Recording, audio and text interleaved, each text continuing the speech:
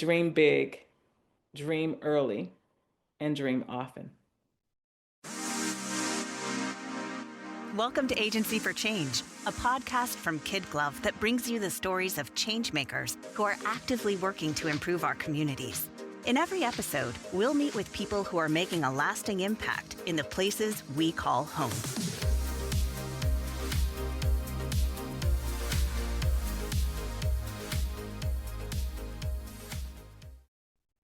Hey everyone, this is Lyn Wineman, President and Chief Strategist at KidGlov. Welcome back to the Agency for Change podcast. One of the things we talk about a lot on this show is how early opportunity, or sometimes the lack of it, can shape what people believe is possible for their own futures. And when it comes to STEM, too many girls begin to opt out long before they ever get the chance to opt in. That's why I'm excited to talk to today's guest, Dr. Kimberly Clay. She is the founder and CEO of a nonprofit called Play Like a Girl. This is a really interesting organization that's using sport to help girls build confidence, leadership, and pathways into STEM careers. Dr. Kim, welcome to the podcast. Thank you for having me this morning. I'm super excited to have what I hope is a robust conversation that will perhaps teach a couple of things that people don't know about this world of nonprofits, specifically Play Like a Girl, our cause, our issue, and perhaps even, agitate some folks in some areas around the Oh, world that they do. So we'll all see. right, let's do it. You are the first guest I have talked to in over 250 guests that started with a goal of perhaps agitating some people. So that's kind of exciting. Let's get into it. I'd love to have you start by telling us more about Play Like a Girl and the work that you're doing. Yeah, well, Play Like a Girl was my brainchild in no intention to become a nonprofit. It was simply birthed out of my own need as a doctoral student at the University of Alabama at Birmingham many years ago, 20 years now. I walked onto the campus, African American woman from the South, born and raised. I was Yeah. actually raised in rural Mississippi in the deep South Delta, the Mississippi Okay. Delta. So, coming with that experience, having worked at the Centers for Disease Control and Prevention in Atlanta, having attended a historically Black college or university, Xavier University of Louisiana, here in New Orleans, I had a lot of lived experience that had defined my life at that point. And so, bringing that to bear, walked onto that campus, this African American woman who was wed to an African American male who was also pursuing his residency training in medicine, internal medicine, and pediatrics, recognizing that there were not many people on campus who looked like us Yeah. at the terminal degree point. On my campus, I was also funded through the National Institutes of Health, specifically the National Cancer Institute, as a trainee, a fellow, to do both my graduate studies at the PhD level, and then my post doctoral training at the university in the Center for Health Disparities. And so recognizing that there was a paucity of both women, women of color, and Yeah. persons of color in those programs, I had to create a solution for myself, a support system. And so Play Like a Girl started as a sister friend group in my 1950s rancher on 11th Avenue in Wow. Birmingham. And it literally started as a plus one kind of date once a month, where every woman in the circle, initially there were seven of us who were invited, were burdened with the challenge of finding another woman to bring into the community each month. And so everyone got to invite a plus one. By October of that year, because I started in July, we had like over 125 women in the circle. Wow. And my husband was like, well, one, it can't continue in the living room. So we started rotating. And then from there, we grew large enough to host a retreat the next year. And from there, it was my husband who challenged me in that he felt I had something that was real, something that would potentially have great impact if it were scaled and made available to others. And that's when I started to visualize something much bigger. So 2 years later, I incorporated Play Like a Girl, established it as a nonprofit. It was operating under a different name at that point, but the work continued and continues today as a result of what I knew to be true, and that was that there was a lack of belonging for me as a woman and a woman of color, a person of color on that campus in the STEM fields specifically and at the highest level of education, and that I could potentially be a conduit, a catalyst of change for not just the women among with which I walked campus, but also those that would follow us. Dr. Kim, one of the reasons I love doing this podcast is because I get to talk to people like yourself who see a challenge in the world and they don't accept it. They take the action to move forward. And I so appreciate that, A, about what you started, and B, about the fact that your husband challenged you to take it Yeah, further. So, could you yeah, tell us a little bit about what Play Like a Girl has become today? What does the work yeah. look like? So one, in its original form, we did none of what we do today. Okay. In its original form, it was not as thoughtful as I just described to you. Yeah. In its original form, it was just an accidental occurrence that Mm-hmm. was bred out of what I can now articulate, right? As the reality of the truth in which I lived, the knowledge in which I lived, Yeah. the truth that had created me to be who I am today. So today, Play Like a Girl is a national 501c3 organization headquartered in Nashville, Tennessee. I love that city.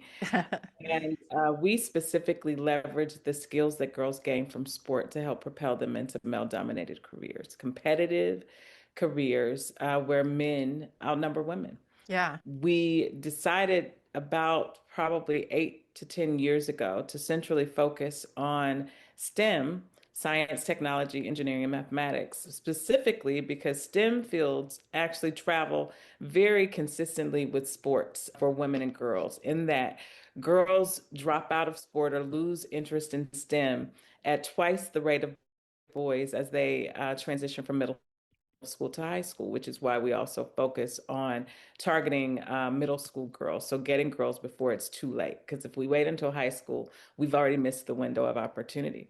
The other reason that we chose STEM to be the academic outcome is because STEM actually represents the one set of fields where women are almost at parity in pay. So, when thinking about true impact over the long term of the work that we do, what we really want to see is that we break the intergenerational cycle of poverty for many girls and women that is deeply rooted in how they show up in the workplace, right? What career pathways are available to them? Will they persist in those career pathways? And then will they be able to earn equal, fair, and competitive salaries in those careers? And so STEM has been one where a great amount of work has been done with a lot of male allies as well. Yeah. We really focus on strengthening male to female relationships and then allyship on behalf of women among men. And so that's the work that we do today. Not every girl is going to participate in sport. Not every girl is going to fall in love with STEM. So every girl, no matter her background, her interests, has the opportunity to participate. And we just do the work of making sure that they acquire the skills, both soft and hard, to take with them wherever they choose to go in life. However, yes, we do want to see our girls ultimately land those jobs. What the science says through an ESPN and Ernst & Young study is that 94% of women in the C-suite, 94% of them played sport. 56% of them played through college.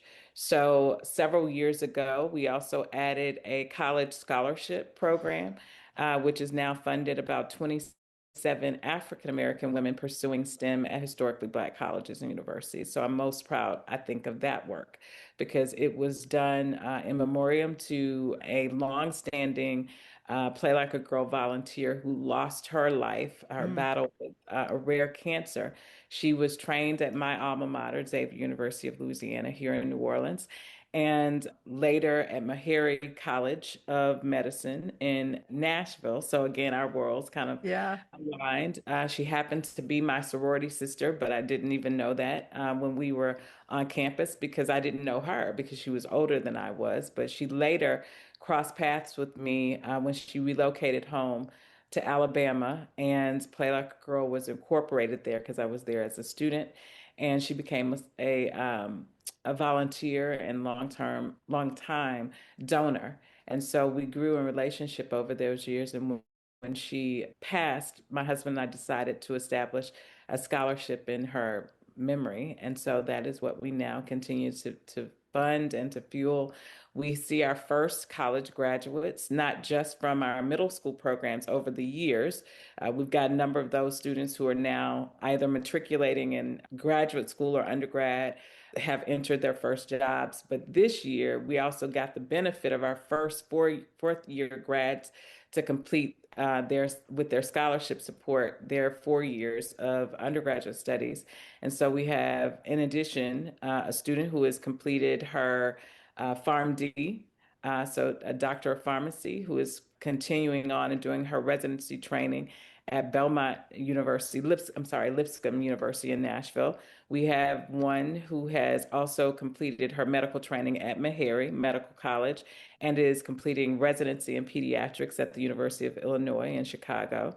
We have another who just completed her master's of business administration with a focus in fashion design and that area of the arts piece. So if you look and think about STEM to STEAM, she's Yeah. centrally focused in the A.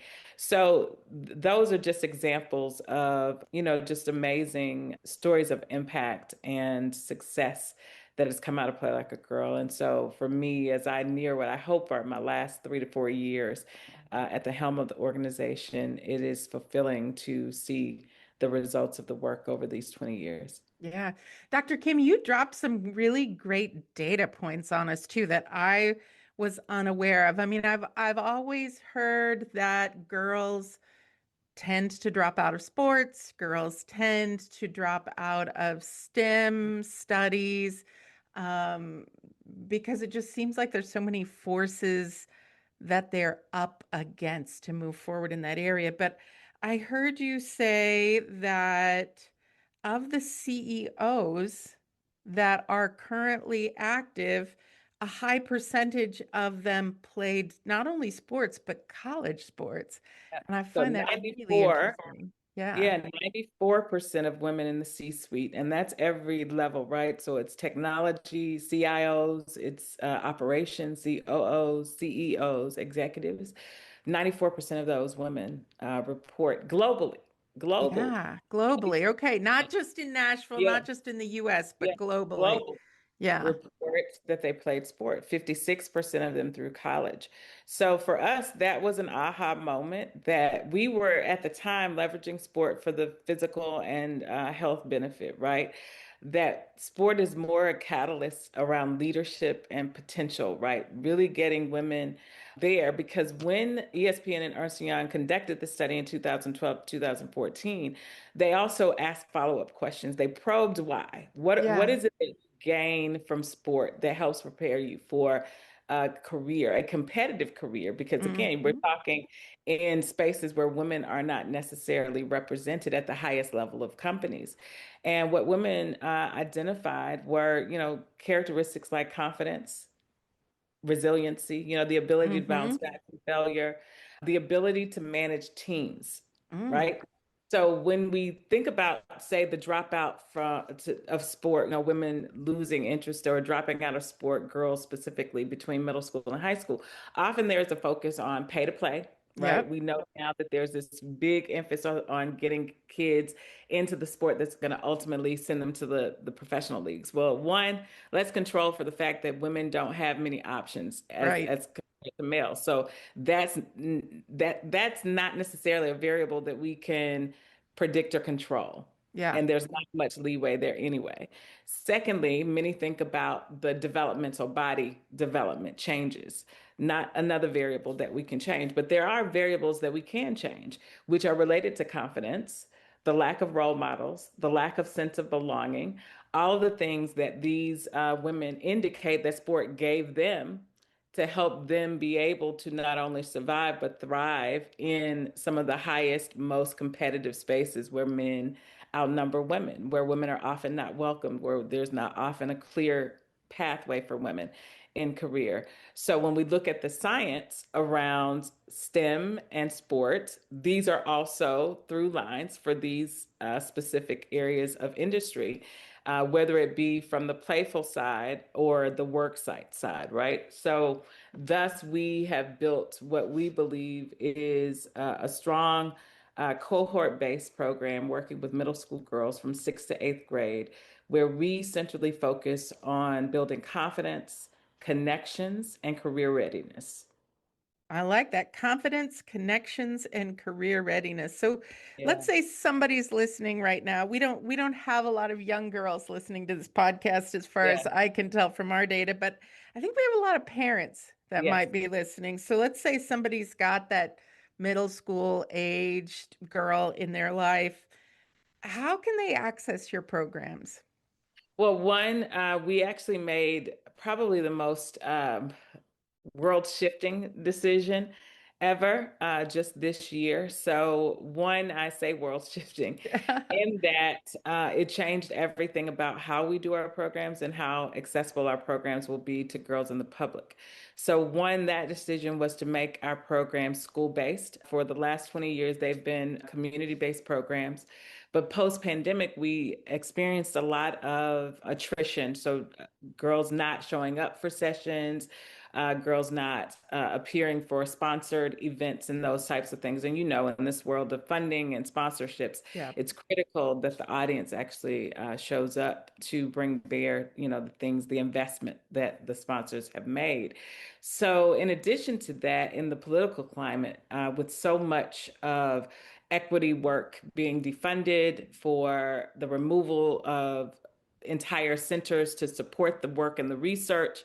What we also recognize is that we were going further and further into the whole of the lack of belonging piece, right? Yeah. So we made the decision not just to make our program school-based, but also to specifically focus on moving our programs into safe school environments, which now we've partnered with girls' schools across the country. We've identified based upon interest and call demand for our program, but also where our audience specifically resides and has built kind of a groundswell.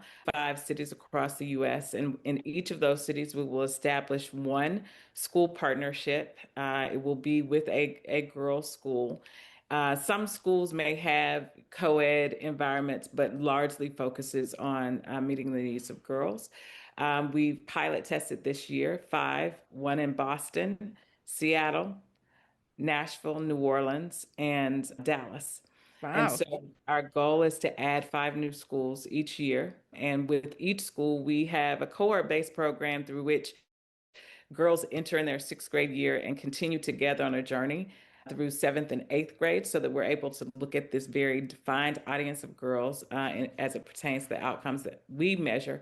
But then we also benefit every girl in that school through a larger platform of our annual Girls Rock STEM Summit, where we work with the corporate partner to bring hands-on interactive activities, demonstrations, and workshops to the entire school body, along with leveraging our partnerships with brands like the NFL, NHL, and other divisions of sport to also provide access for every girl in that school, every student to participate in our Play Like a Girl field days, which are sports focused activities where, again, girls are learning and defining and developing their skill sets around a range of sports. But we've been doing a lot of work the last several years with the NFL and flag football as we prepare for the Olympics, the Summer Olympics coming up, where flag football will make its debut.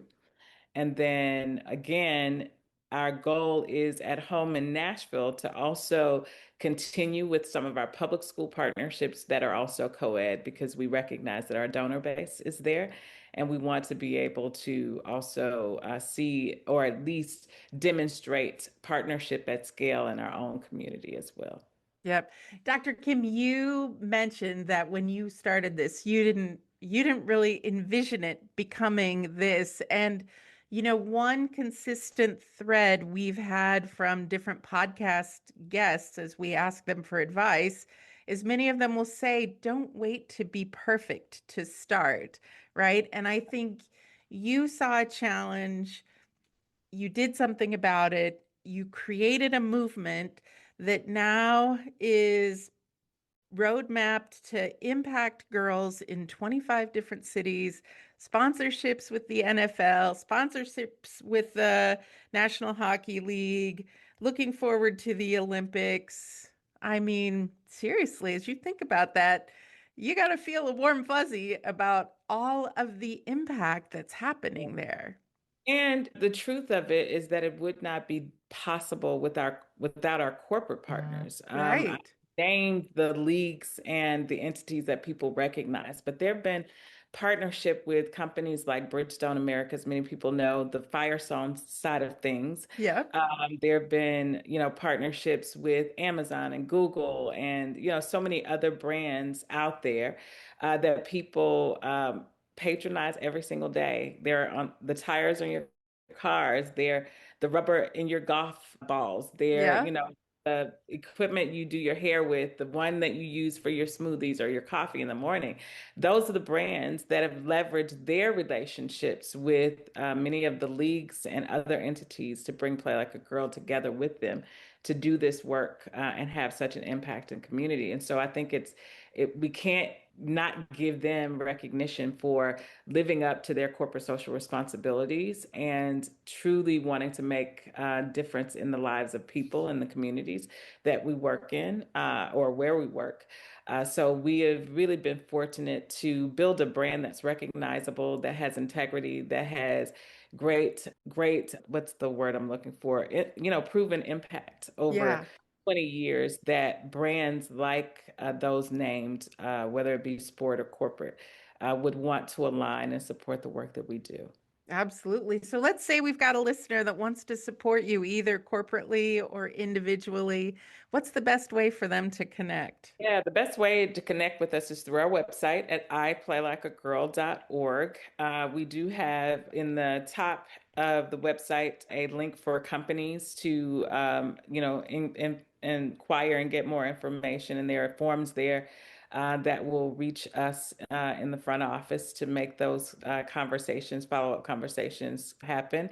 But then there are also donation buttons all over the site, as you can imagine, with a nonprofit for individuals to also support.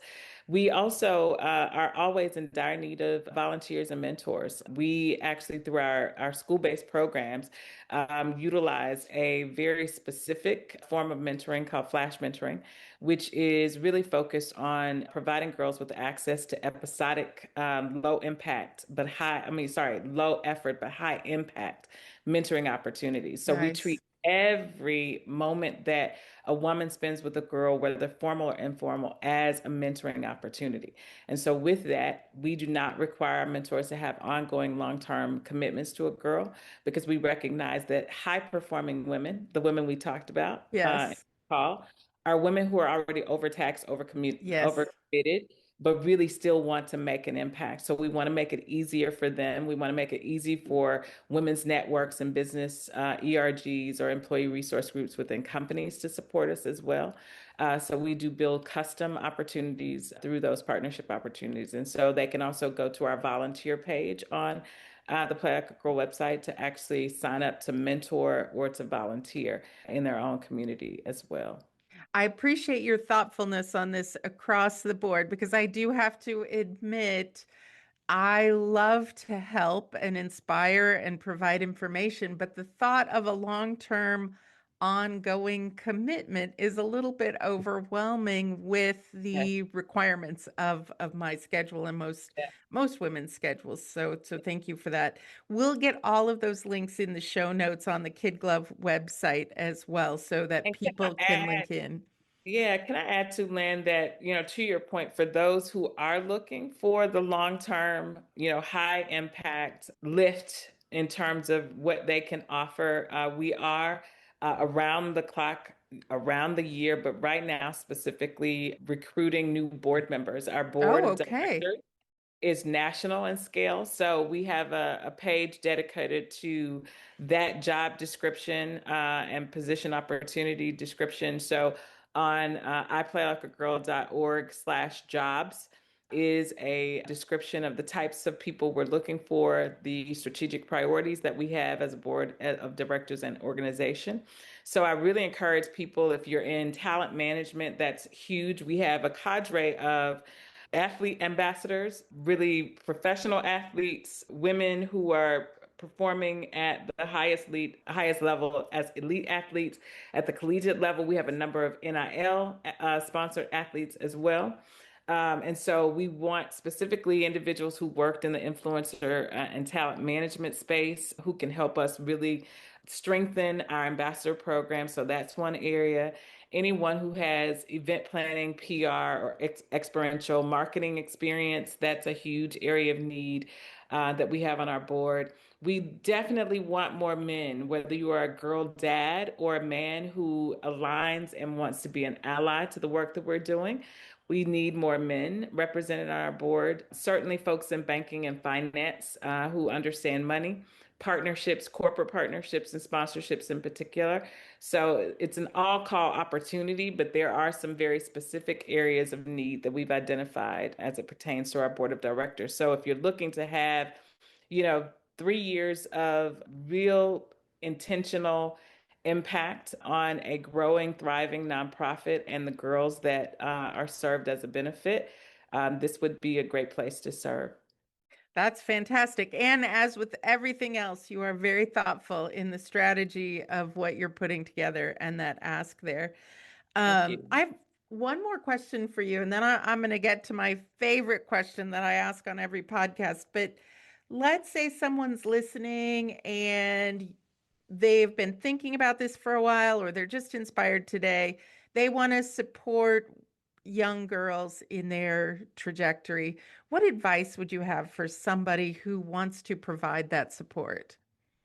Well, this is something that we believe at the core of who we are. It's in our DNA at Play Like a Girl, and that is that every one of us is a role model. Yeah, Choose it or not, we are. right. You are thoughtful and intentional, you'll choose to be a really positive one. As I said, we focus on confidence, connections, and career readiness. And the connections piece is the role models and mentors. And then also the sisterhood that we create among our community. Because again, we want to address this concern and issue around lack of belonging, not having a space or place, and then also not seeing others in this space who've preceded you to say that it's okay, there's a place here for you. So, one is accepting that I am first a role model Yeah, and then deciding with that what I want to do. And the contribution that each of us can make does not have to be overwhelming. It does not have to be, as we've talked about, multi-layered or multi-component. It literally can be one off, it could be one time, it could be, compartmentalized in so many different ways. So the first, I'd say, after you recognize that you are a role model, to decide how you want to give back. And then thirdly, to do it with intention. I, while running an organization, carrying many of the responsibilities, wearing many of the hats for the last 20 years, it never stopped me from serving. So yeah, I sit on the boards of other organizations. And what I will say is that what I have found to be true in my life is that service to others pays rich dividends. yes, Everything we put out comes back to us in some form or fashion. It doesn't necessarily align always in the exact way we put it out, but it does come back. And so I've learned as much from organizations like Step Up, where I serve on a board of directors, or Chick Tech, another organization that helps me be better in the job that I have as CEO of Play Like a Girl. So as much as I give, I'm also receiving, and the girls that I serve are also benefiting. So I think, finding that way that you can naturally give back, whether it's mentoring, volunteering, again, there are organizations like ours, and, I'm not going to be selfish and just saying, come, serve at Play Like a Girl, but there are other organizations, even in your Right. own community, the schools where we have partnerships, even your women's network at your company could use volunteers. Yes. There are a multitude of ways to serve, and there's multitude of needs. And many of them also need skilled workers, right? So if you're in marketing, as I just made the call, and you have experience writing toolkits and creating toolboxes or guides or activation kits for experiential events, whatever it is, that's a need we have at Play Like a Girl. There may be a similar need that requires your expertise and skill set for another organization. So it could be, again, using your hard skills, but then also your life skills, and those softer skills in forms like mentoring. So you can choose many different ways to give back. But I certainly believe that if you first accept that in this work that we do around mentoring and modeling, that you are a role model, you have something to add, and then finding out and deciding where it is that you want to put that added value, and doing so consistently and with integrity and with intention, it will come back. I really appreciate that because I'm going to lean in and say that, once I'm done running my business at KidGlov and raising my family, I don't have a lot of extra time. I Yeah. don't have a lot of hobbies. I'm not good at cooking or gardening or crafting, but I love to serve on nonprofit boards. And I'm going to agree with you 100%. It's an experience that gives back more, that I feel like I receive more than I give, right? And I'm often that marketing person on a board that advocates for those types of things, but have met so many interesting people and learned so many interesting things, in addition to just having the great feeling of making a difference in the world. So, all right, Dr. Kim, I am going to transition to my favorite question that I mentioned earlier. I am so lucky in that I get to speak to so many inspiring people like yourself that are doing big things. I would love a Dr. Kim original quote to inspire our listeners. So yeah, this one's somewhat hard in that I'm sometimes so belabored with the work that I don't know that I'm so inspirational in the work. I am Um, so inspired right now, so I'm just going to say that. well, thank you. But one thing I've said many years, and I truly wholeheartedly believe it. I believe there's power in it. I am a spiritual girl. I grew up in the church. I was the church pianist who married the church pianist, who are Oh both my. pastors' kids or the grandkids of pastors. So scripture is so much a part of my life. So while this quote doesn't necessarily come as a rephrasing of scripture, it is grounded in a principled belief that I have in the power of reciprocity, in Okay. the power of what I believe to be scripture based in terms of, again, what we put into the world coming back to us. And it starts from scripture in Habakkuk, and it's simply written, write the vision, make it plain.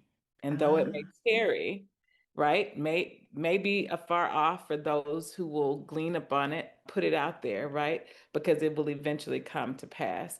And many people often say to me, who've known me for most of my life, that what inspires them most is having seen me profess what I believe and to set goals, to go after them and to see them manifest. And sometimes that's even important to me as a reminder that I've got to speak what I believe, and manifestation will come as a result of hard work, right? And what I believe is God and the creation aligning to support me in that effort. And so my quote would be simply dream big, dream early, and dream often. hmm. I love it. Dream big, dream early, dream often. I love how that dovetails with your story, with your mission, and the work that you're doing at Play Like a Girl. I have so enjoyed this conversation, and I'm glad you and I had the opportunity to connect. I have one last question for you today, and that is, what is the most important thing you would like people to remember about the work that you're doing? Very clear and simple. I've done everything that I have in service to others. 15 years ago, so 20 years ago, I established Play Like a Girl, but 15 years ago, I left a thriving, productive, successful career in academic research. I am published in cancer survivorship research, having discovered the cancer of my brother at age 7 Wow. and lost him 2 years later at age 9, never thinking that I would ever land in healthcare in my career, but certainly not in cancer research.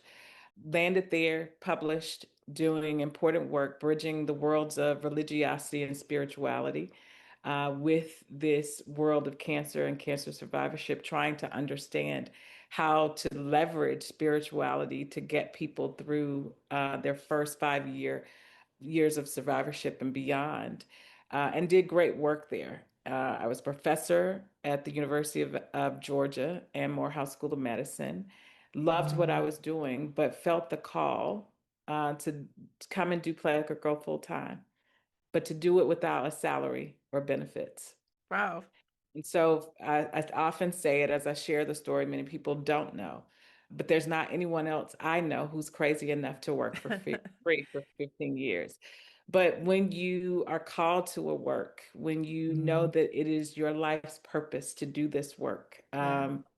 it becomes easy. And then God has afforded me in my situation a partner, as illustrated earlier, who is willing to finance it and fundraise for it and do all of the things to ensure my success, my ability to live out the calling that I have on my life to serve in this way. And so for me, I hope that rings true, right? For everyone who crosses paths with me, everyone who serves at Play Like a Girl in any way, everyone who makes a donation to impact the life of a girl in our programs. I hope that they know, hear, and understand that I have served and that service is at the root of what we do, but that they too can serve, and that service begets more service, begets more impact, and begets more lives changed. And that is my hope, that we will continue to extend ourselves in service of others, especially now, right? In this time of the year, this season of the year, I think it's a great time as we set goals for the year ahead, Yep. as we reflect on the things that we did well last year and the things that we can do even better in the year to come, that we set goals to serve others in every facet of life, or every facet that we so choose. We find a space and a place to serve, and know that in our service, those deposits that we create in the earth, whether it's in the lives of people or in organizations, that it will turn a great reward. Dr. Kim, when you talk about being a role model, I can't think of a better example than that. I'm going to say I fully believe the world needs more people like you, more nonprofits like Play Like a Girl, and I so appreciate you taking time out of your busy schedule to talk with us today. Well, thank you for the platform and the opportunity. I would be remiss to not give my mother credit, Mm, because when we talk about role models, I will say your first and most important role model is that one at home. And my mom modeled service. My yes. mom has continued in her late 70s now to model love for others, and that translates as service to others. And so, because I saw it as a child, it became easy to do what I saw to be natural in my mother. And so, yeah, I appreciate the opportunity to share and hopefully be the role model for someone else to then do the same. That's So thank you. fantastic.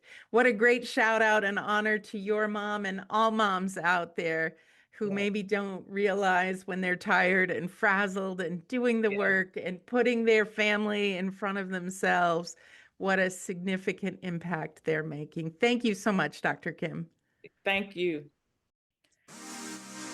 We hope you enjoyed today's Agency for Change podcast. To hear all our interviews with those who are making a positive change in our communities, or to nominate a changemaker you'd love to hear from, visit KidGlov.com at KIDGLOV.com to get in touch.